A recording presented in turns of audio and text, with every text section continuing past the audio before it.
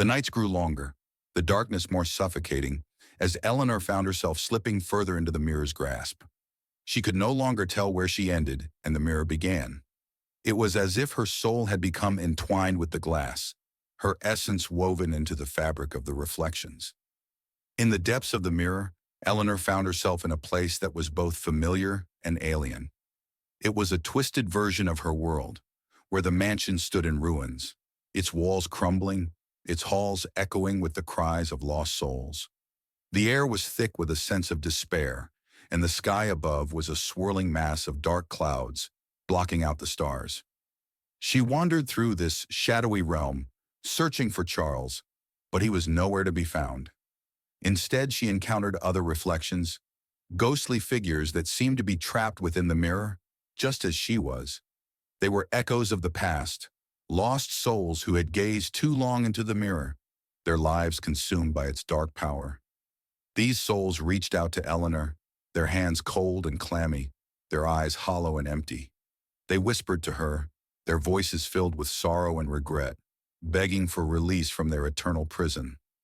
But Eleanor could do nothing for them, for she was just as trapped as they were. As the days turned into months, Eleanor's hope began to fade.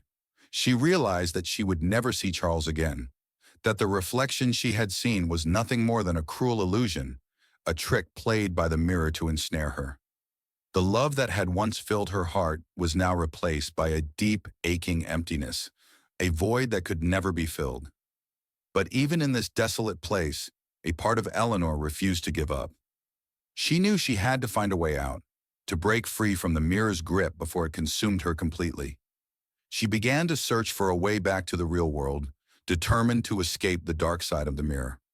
Her journey took her through the darkest corners of the mirror's realm, where shadows twisted and danced, and time itself seemed to warp and distort.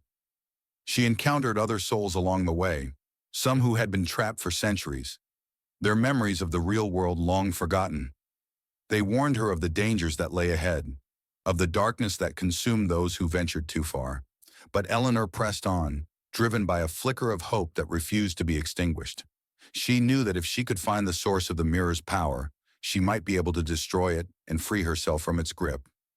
One night, as she wandered through the twisted landscape, Eleanor came across an ancient library, its shelves filled with dusty, leather-bound books. The air was thick with the scent of old paper and ink, and the dim light from a single flickering candle cast long shadows across the room. Eleanor felt drawn to the library, as if it held the answers she had been searching for. She began to search through the books, her fingers trembling as she turned the fragile pages. The words were written in a language she could barely understand, but she could sense their power, their significance. As she read, Eleanor began to piece together the history of the mirror. It had been created centuries ago by a powerful sorcerer who had infused it with dark magic, using it as a tool to trap the souls of those who gazed into it. The mirror fed on their emotions, their memories, their very essence, growing stronger with each soul it claimed. But the sorcerer had not been satisfied with merely trapping souls. He had sought to use the mirror as a gateway to another realm, a realm where he could attain ultimate power. He had succeeded, but in doing so, he had unleashed a darkness that consumed him, trapping him within the mirror for all eternity. Eleanor realized that she was not the first to be trapped by the mirror's power, and she would not be the last. But she also learned that there was a way to break the mirror's hold, to shatter the glass and free the souls trapped within. The key lay in the mirror's heart, a place deep within its depths where the sorcerer's dark magic still lingered. If Eleanor could find it, she could destroy the mirror and free herself from its grasp. But the journey would not be easy. The mirror's heart was guarded by shadows, creatures born of the sorcerer's magic, twisted and malevolent. They would stop at nothing to protect the mirror, to keep its power intact. Eleanor knew she had no choice. She had to find the mirror's heart and destroy it, no matter the cost.